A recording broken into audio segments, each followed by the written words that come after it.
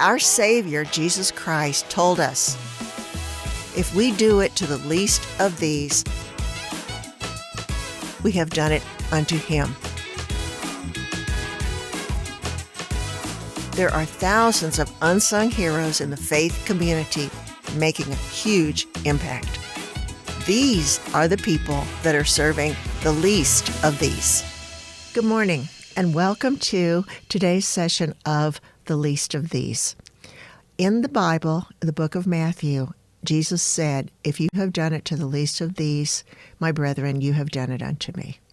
I am so happy and pleased that I am interviewing the people that I know that are doing it unto the least of these and taking care of those that need to be taken care of. I'm very excited this morning to have as my guest Anita Cordell. Anita is an award-winning producer, actress, and director of documentary films. So without any more ado, I want to welcome Anita. Good morning, Anita. Thank you for coming. Thank you for asking me. This is fun. Good. I think it's fun. I love it. So tell me about what you do. Tell me what kind of films that you're doing. I know that they're documentaries. I've seen several of them, but just tell the audience just a little bit about your films and why did you get into this? Well, so let me just correct you.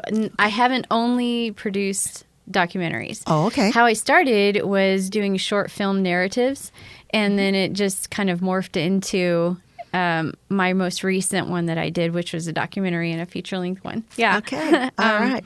How I got started is kind of a loaded question in the sense that it was not planned. I did not set out to go to film school. I didn't set out to pursue this. It just was kind of a leading of the Lord and pursuit of what was next in front of me. To give you a little bit of back history, I'm a pastor's kid, and I grew up in the church and was kind of an introvert, actually. And yet I was always handed the microphone and said, hey, go and sing.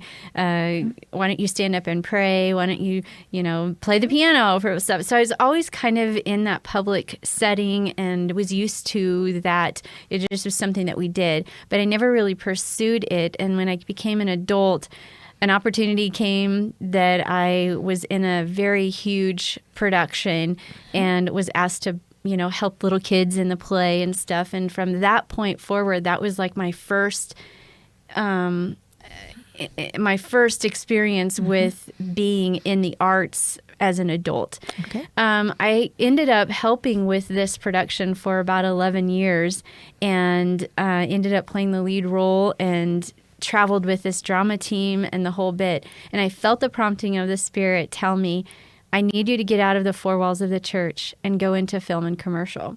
So I started getting training and became an actress and was pursuing that. And there was one year, 3 years into it, where there's this big competition out of Los Angeles. It's called the 168 Film Festival, where you create a short film in 168 hours. So you have to shoot it, you have to edit it, you have to put music to it, write it, cast it, the whole bit in this short amount of time. And I felt really strong that I was supposed to be a part of it, but I didn't have the money or the resources to fly to LA and hope that I get cast on one of the teams. And a very dear friend of mine who actually I contribute my production launching, she said to me, Anita, why don't you produce it yourself? And I was like, I can't do that. I have no schooling. I have no idea what I'm doing. And she said, Anita, you've been in commercials and you've been in other people's films. Why don't you call one of those directors and ask them if they would be a part of your launching this first film? And it was, I called Brad Burrow, and he said, I'm on board. And he helped me produce that first film. And since then, I've produced 8 or 9 short films. And all of them have been centered around some kind of social issue. That seems to be my bent. Whether it's a woman who's addicted to substance, or whether it's a child that's dealing with grief from a death in the family, or something that we know is in our society, but we don't always talk about it, or we don't know how to talk about it. And so that's been kind of my bent. I'm one extreme or the other. I also do comedy. So when you have one extreme to the other, it kind of just falls into place. And so I then moved forward about 8 or 9 years later and wanted to do a film on what I knew, which was at the time I was fostering kids, and we were dealing with stories in the fostering care system that was dealing with sexual content and or sexual issues rather. And my heart was kind of just churning, like, why don't I do a story about what's happening in the foster care system here in Kansas and share one of the things that I've been hearing about. And when we started writing the story, I became so shocked at some of the details and some of the facts that we had found out. And the more I knew and the more that I learned, the more shocked that I became. I've lived in this like bubble of nothing's going to happen to me next door. Nothing's going to happen to my children. You know, we live in a nice area. And yet the more that I discovered, trafficking actually happens anywhere. And that's when my short film morphed from sexual issues within the foster care system to sexual issues as a culture. And so I launched that short film called House Mother, which you can find on my website. It's iwillriseproject.com. And then I started the journey of learning more, and I met a lady who had been trafficked for 20 years.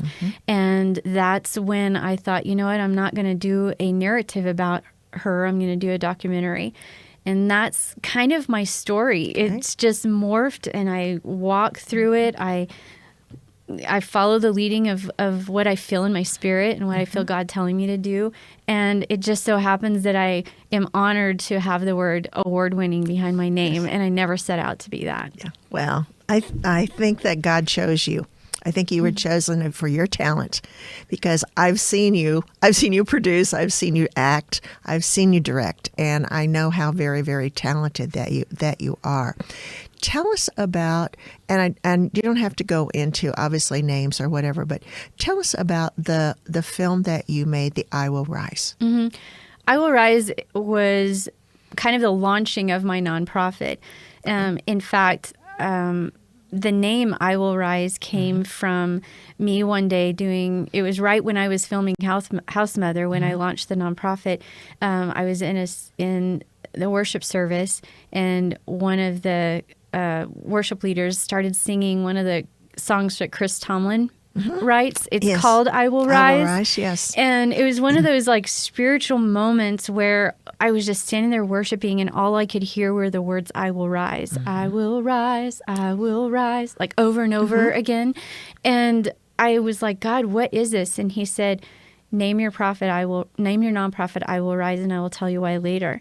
And what he told me was that my nonprofit would reach the people that are abused and the people that are hurting.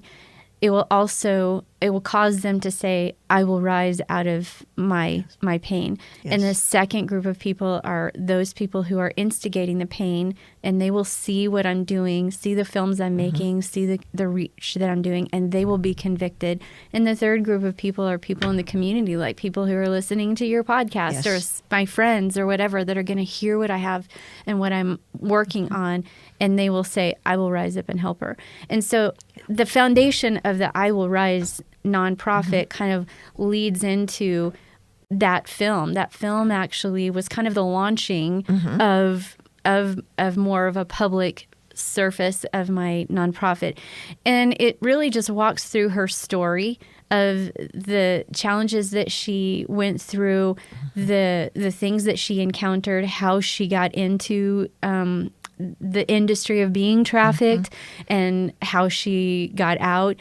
And it embeds certain professionals and certain experts that tell more about what they do to combat it. Yes. And so I named it I Will Rise, so that the people watching it would also feel in their spirit that they will rise together as a community. Love that. To help make our community as a whole better. And that's the whole foundation of I Will Rise, is I use business, arts, and resources to help our community at large become better. Yes.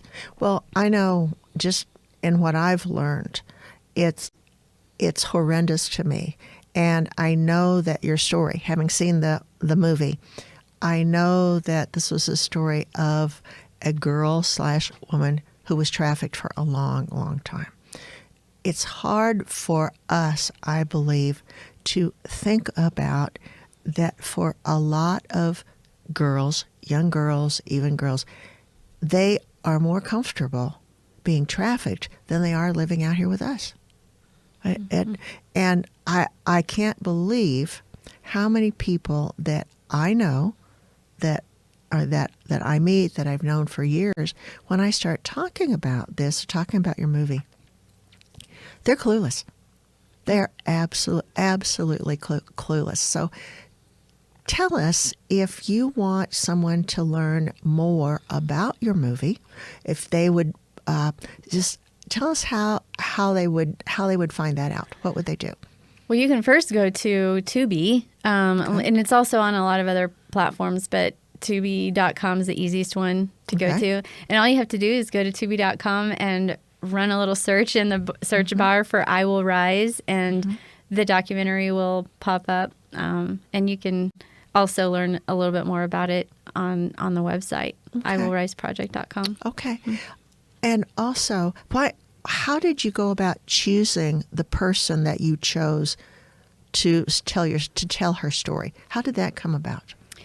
Honestly, she was one of the only people that I actually knew that at the time. So that we're talking a long time ago. She was the only person that I knew. And originally, when I met her, my thought was to actually create another short film.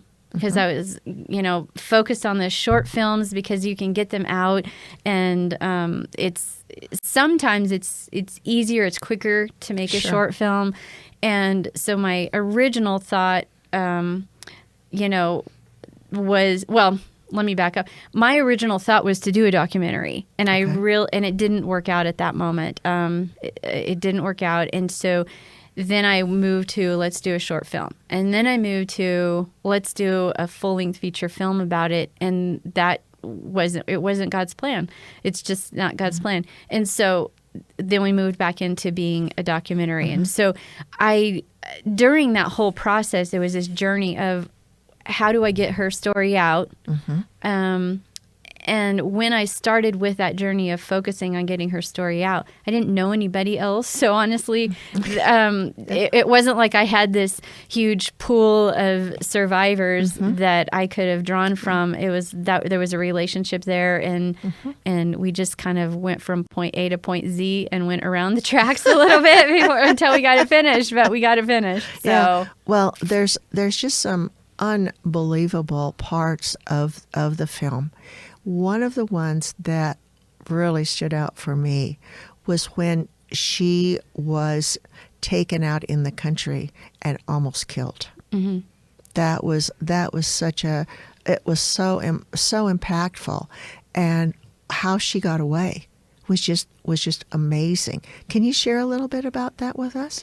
Yeah, that was actually a pivotal point in her life. That was actually when she got away from that. That was kind of like the journey of out of one side and into her new life. But yeah, he picked her up just like anybody else, took her out and beat her and raped her. And I think she said in the interview that she had never been beaten as bad as what that was. Yes. And he pulled a gun on her, and somehow she got it and escaped that way. And God miraculously allowed him to not get shot and her not to get shot. And so she was able to escape and then was able to start a new life. The part that really, really touched my heart was when she decided not to kill him. He was going to kill her. And when she decided not to kill him, because he was begging. He was begging for her to save his life because he had a family and he had children. But the fact that he was going to take her life, it didn't even register with him. It absolutely did not register with him. And that comes across so much so in the film. I believe that this is a film that, well, and I don't know how old your child, but I just believe everybody should see this film. Yeah, and another thing, too, in the documentary was so many times people think that the myth, or that people get trafficked by the big white van, that drives down the highway and opens up the door and grabs your kid and puts them in, and then you never see them again. That's how I was initially, introduced really to what trafficking is. And through my research and learning and stuff, that is actually, while it does happen, it's a myth to believe that it happens that way. Yes. On the majority. Yes. And so what I address in my documentary is not just focusing on how she was trafficked, but I bring experts in to show modern day how it happens now, and how that your phone is a huge indicator of, or an instigator of those, someone who is looking to traffic other children or even teens. The phone is and internet is a way to do that. In fact, one of the interviewees that I have in there, he says something really powerful. He's like, the phone that your children have is the biggest brothel that they will probably all ever see. I agree with you. I was told a long time ago that curses are simply overworked blessings. And while the phones are a blessing, in that fact that you can keep track of your children better, that there's good things, but there are just also so many bad things. And the hard part is that our children are just getting indoctrinated. It's like this is a normal part. This is a normal part of life. So that's, and I'm by no means at all saying don't give your child a phone. Every parent has to decide that on your own. But what I am saying is that parents can do a great job of becoming more aware. And some of the people that are in my documentary are great resources, like Russ Tuttle. He goes through and gives school assemblies and will travel anywhere, and he has K through 12 age appropriate presentations that he gives. He's such a fantastic person to explain what's happening now and how children can actually be the eyes and ears out there as well. And absolutely. He shares a story in my documentary about a small town in Kansas where he went in and educated the parents, and ended up finding out that at the school assembly the next day, some young girl said that she thought she was being trafficked, and come to find out they found the guy, and he was arrested. So, it doesn't happen. It doesn't happen always the way that it did 25 years ago when Christine was getting out and stuff. Yes. It happens different now. And so I wanted to address that as well. Because please do. Yeah. Because when you address the modern day way of being trafficked, you understand that we have to be more aware of what is happening in our country and what are happening in our cultures now. I agree. And so, my whole nonprofit, I Will Rise, is really just a focus on those underserved children and teens through business, arts, and resources. And this is just part of it, part of what I do with my nonprofit. Yes. Tell us about the yellow bikes. Oh, the yellow bikes! I love the yellow bikes. You're hearing my joy in my heart. Yes. Okay, so yellow is my joy color. So let me just say that I love the color of yellow. I've loved the color of yellow forever. In fact, when we were fostering our kids, you would hear us driving down the car, and you'd have 6 kids in my van, and we'd drive around the van, and we'd see like a yellow fire hydrant, and everybody in the car got conditioned to yell, "Yellow!" and they would all point to it, or if there was a yellow door on a house, or a yellow Ferrari, or whatever it was. And so it just has a way of bringing joy to me. And so when I sell real estate full time. And Yes. so when about 3 years ago, I decided to rebrand myself and give myself a facelift. And obviously being in Kansas City, it makes sense if I love the color yellow, how I can model that and bring that and morph that into my real estate. And so I came up with Yellow Brick Group because there's no place like home. Yeah. And so I incorporated our location, my color of yellow, and all of that. And so then I've been working on also trying to partner with my nonprofit through my real estate. And so figuring out different ways to incorporate all of that. And so last year I took an initiative, a brand new initiative, where I started at the beginning of the year, and every transaction that I did, I purchased a bike. But I did not just get a bike. I made sure that the bike was yellow so that I had this lineup of yellow bikes, and at the end of the year, I was able to donate 25 yellow bikes because every child needs joy in riding their own yellow brick road. Yes. And so I was able to serve 25 underserved. We got a list of families that got nominated who needed a little help at Christmas time, and I was able to donate those to a local church here in town called New Vision Church in Grandview, and then also give some other bikes to other families that I knew needed one for Christmas. So that's what I did, and I'm still doing that this year. I just actually donated 2 bikes for Easter, and the church was able to have like a big whole slew of prizes, and if they found a prize in their egg, then they got one of the prizes. And so I just love the idea that I can use real estate to help serve my community through my nonprofit. And so it's called the Yellow Bike Campaign. The Yellow Bike Campaign. Well, it's a great campaign, and I can just only imagine the look on the children's faces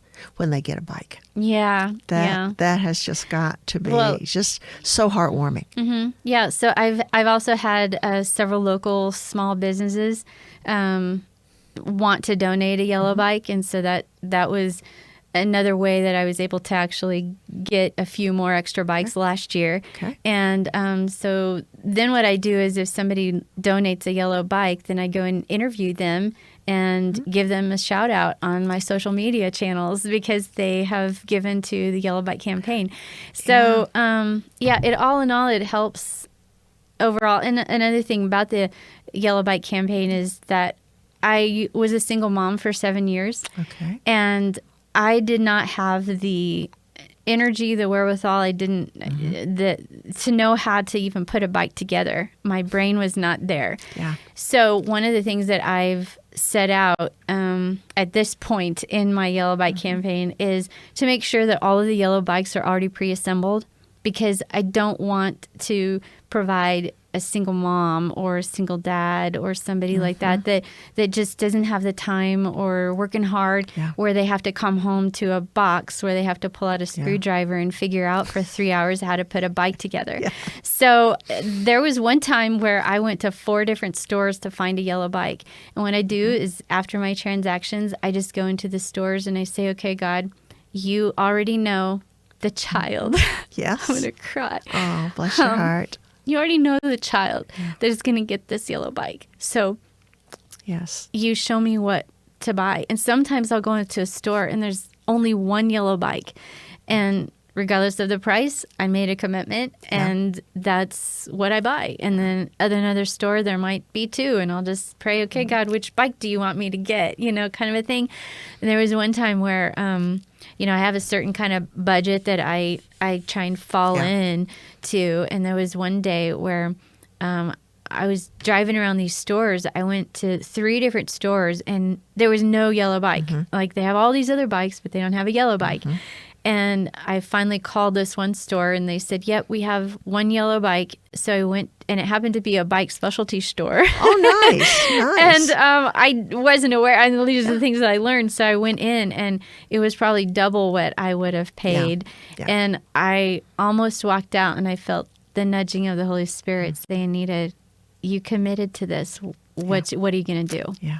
So I went ahead and bought it. And I'm like, okay, God, you said you would bless me. I'm going to keep my commitment to this, and I'll buy the bike. And I'm pretty sure that guy was a little happy. Yes. So share with our listeners, if anyone is interested in purchasing a yellow bike or donating for your campaign, I would say, especially business people, because I love the idea that they get recognized for this, and that it goes on your Facebook page, and I think that's really, really cool. So, how would, if someone wants, or an individual, they want to donate one, how should they get in touch with you?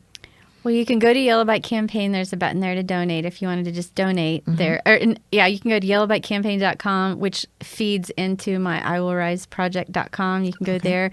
You can also email me. It's just my name, Anita Cordell at gmail.com. Or you can call me, and my phone number is 913-706-7418. Okay. Say that again, because sometimes I'm trying to write something down and I get through half of it and then I don't hear the rest. So would you repeat your phone number, please? Yeah, it's 913-706-7418. Okay. Yep. I would be remiss, I feel, that I did not also let our listeners know that, and I know you said you grew up as your father as a pastor, and you don't have to go into it, but I just want everybody to know that things were not handed to you. No. That you said you were a single mom.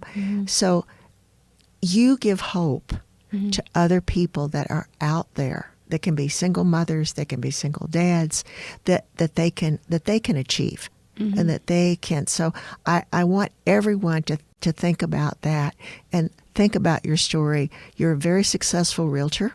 I know that, and I also know that's not easy to do, and it takes a lot of time to do that. But I just want everyone today to understand what a heart you have. Thank you. And that you've done some just amazing, incredible things. You've gotten awards for it. I just want everyone to know that, and I just want to thank God for you and for all that you're doing. And if there's any organization out there that would like to show the film, anyone that would like to have Anita come and speak and talk about what she does, you can certainly reach her by any of the ways that she just told us. So, Anita, again, I want to thank you for being with us today, and I want to thank you for what you do to the least of these. Well, thank you, too, for rising with me. Okay. I want to also thank all of our audience that is out there today. You know how you can get in touch with Anita. You can also see her interview with me on my YouTube channel, Success by Design, and also look at my website, MarilynWArnold.com. Thanks a lot, and we'll see you next time.